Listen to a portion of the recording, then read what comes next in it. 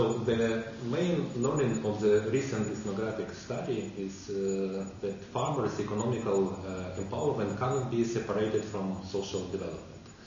We learned together that economic and social aspects of the project are closely interlinked in the hope and daily village life.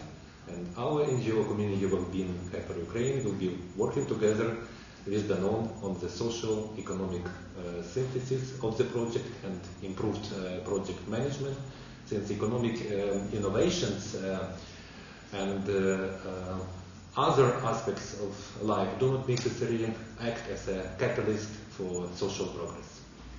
So we need to spread this co-op vision much more widely, which is a vision to build a better society by excelling in everything that the co-op members do, by reconfirming their values, re-establishing the cooperative spirit for today's marketplace. We all know, and we're in this because we believe that co-ops can bring quality and value to products, and especially to the milk that's delivered to us, and that they can bring services that no one else can, no one else acting alone. So the sum is much greater than the individual parts. Of course, we need to better manage the local expectations. The Milk Community Project, we know, is a socially oriented one. This is not only about improvement of livelihoods, but also an improvement of the overall aspects of the villagers and their village. Yeah, it's a good point, Dario. And our NGO community Wellbeing, or Heifer-Ukraine, jointly with Danone, we need to continue coordination and improvement on many other complementary activities of co-ops which enhance social economic components of the project. And last but not least, we will assist co-ops in their capacity in gifting or co-funding by them, by co-ops, and encourage co-ops that gifts should come not only from donors, but also from co-ops themselves.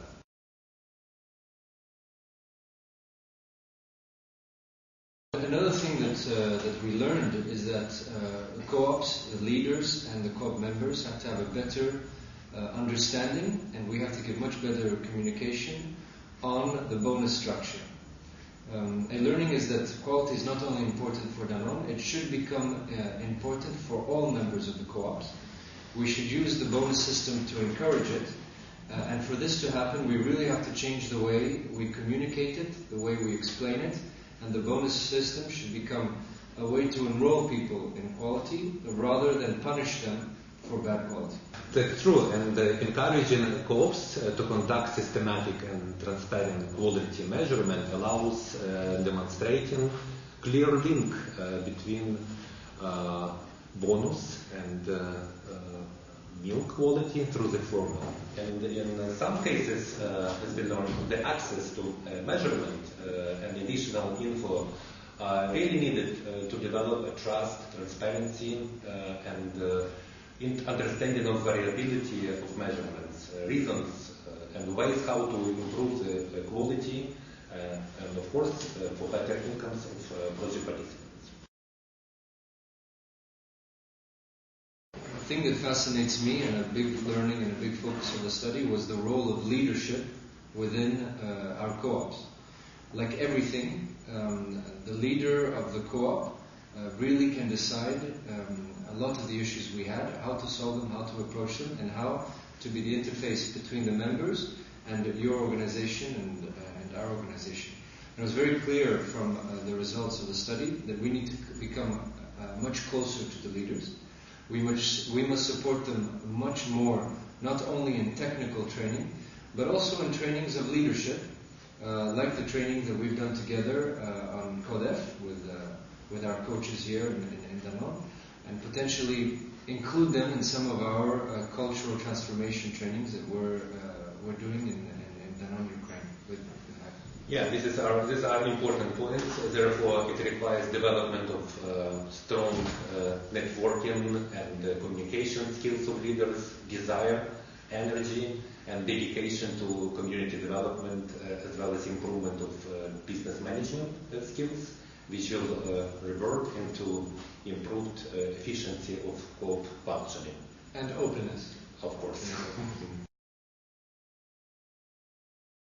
Building on the leadership question, we also see that by building a whole co-op around one leader, we put all our eggs in one basket.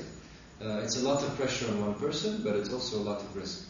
So one of the ideas of the study, one of the discussion points is, could we enlarge the co-op from a leadership-based co-op to one based on a board approach with 3 or 4 key individuals who act as leaders, co-leaders, and lead the different parts.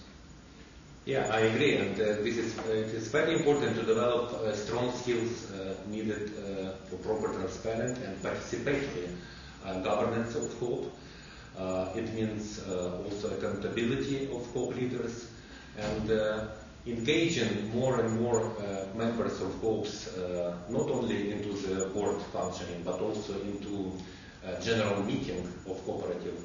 Will improve participatory approach into decision-making process and will allow elections of and replacement of leaders and selection of the best and of course improved membership of co-op. Another thing that the study helped us uncover is that we should communicate much more the values of the cooperative as a movement. And not only the legal structure, the contracts, and let's say the physical dimension. We should explain what the co-op vision, what the vision is of co-ops, which is to build a better society by excelling in everything that a group of people can do together, and that the sum is greater than the parts. And also by re-establishing the spirit of co-op in today's marketplace. We all know that co-ops can bring quality, they can bring value, and they can be self-sustainable. And we need to explain to this, to our movement, to our co-ops, this vision, so that they understand what we're going towards. I don't know what you think. Yeah, you're right.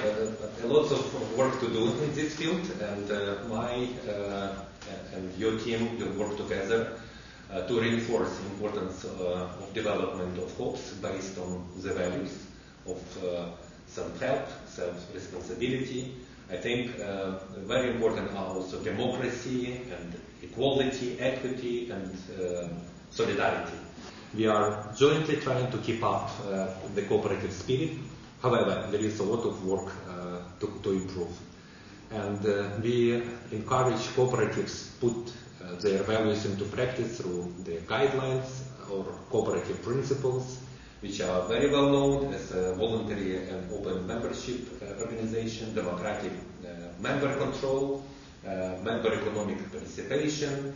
Everybody should bring milk if they sign to be a cooperative member. Autonomy and independence, education, training, which are important part of cooperative life, and cooperation among cooperatives. Last but not least, concern for community. Those are very important for our project. And to conclude, and to put a personal touch on this, it's now 3 years that we're working together. The co-op program is going to terminate its second year in Feb. And it's been a long road with lots of learnings. We are still a ways from where we need to be. The ethnological study helped give us a human and qualitative dimension to what has been a lot of facts and numbers and KPIs and quantitative things. But I'm really pleased that we did this study. I hope we can repeat it 2 or 3 years from now. And I really think that the learnings enriched myself personally, but also my whole team, and I am sure also yours. Of course, the results of ethnographic study are very important since it shown high complexity of all our joint project, which impacted by local context and development of co-ops impacted by past Soviet life and the difficulties due to poor government policies and support of small producers in rural areas. It also helps better align work of Danone and Heifer-Ukraine to adapt our approaches in our joint CSR project implementation and management, and as well as in developing of our long-standing partnership and continuation and scaling up of existing successful initiatives, and of course launching new initiatives. Thank you, Dario, for your work. Thank you. Let's continue.